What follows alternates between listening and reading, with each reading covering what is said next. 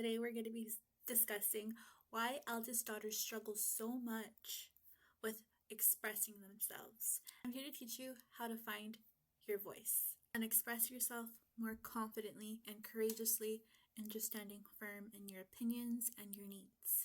First, let's start off by discussing why it's so hard for eldest daughters to say what they really think and what they really feel.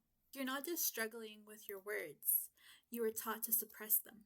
You were trained to suppress them. And if you've ever felt frustrated when people don't listen to you, it's not your fault. Stay with me, because by the end of this video, you'll understand exactly why this happens and how to change it. From a young age, you were taught that your needs had to wait. You were expected to be responsible, accommodating, and the strong one. If you spoke up, you were told you were too sensitive, too bossy, or too needy altogether. Over time, you began to second-guess yourself, and you started to think thoughts like, am I overreacting? What if I upset someone with my needs? Does what I say even matter? That's why when you try to express yourself now, you may freeze. You may begin to over-explain or downplay what you really want inside. Here's what no one told you. Your voice wasn't the problem. The way you were conditioned was. If you weren't given the safe space to express yourself as a child, it makes sense why you hesitate so often now. But confidence isn't something you're born with. It's something you build by unlearning that silence equals safety.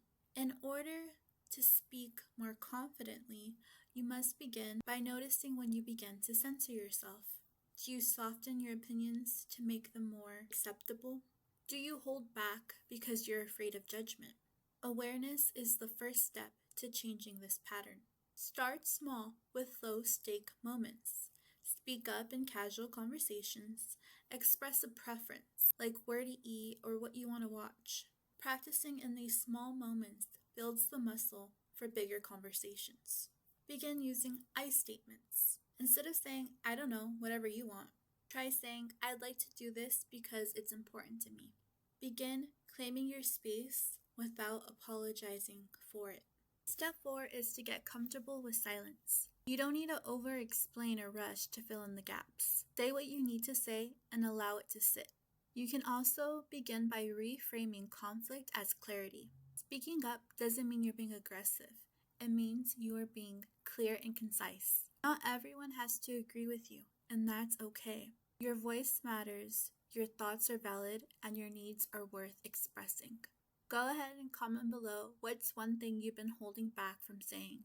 You can follow me for more from breaking free from eldest daughter patterns that are holding you back from moving forward to living a more empowered and balanced life. Free from enmeshment, free from not honoring your boundaries, free from not advocating for yourself and speaking up when you have certain needs that aren't being met. It's finally safe to start expressing yourself. But it is a lot to untangle by yourself. There was a lot of conditioning implemented in your role as being the oldest. But change begins with awareness. And I'm here to help you shift your mindset on the unconscious level to create lasting change. My support is beyond tips, is beyond education.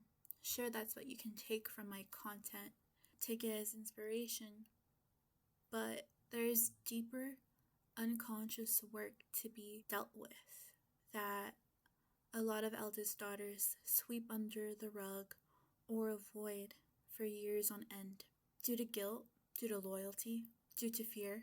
But it's time to reclaim your power, to reclaim your birthright, to begin living your authentic self. Because if you don't change it now or plant the seeds for changing today, then when? Do you want to wait later down the line where it's taking a toll on your physical health, your mental health, your energetic health, your spiritual health, where it begins seeping in and tainting your relationships with friends and romantic partners? There is a lot of deep inner work and unconditioning at hand and at play with a lot of eldest daughters. If that's not the case for you, you're very lucky. But let's start putting ourselves first and start prioritizing our needs. I know we were taught everything, but change can begin today.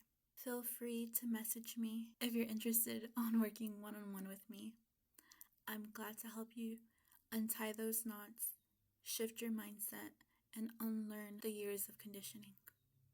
Bye for now.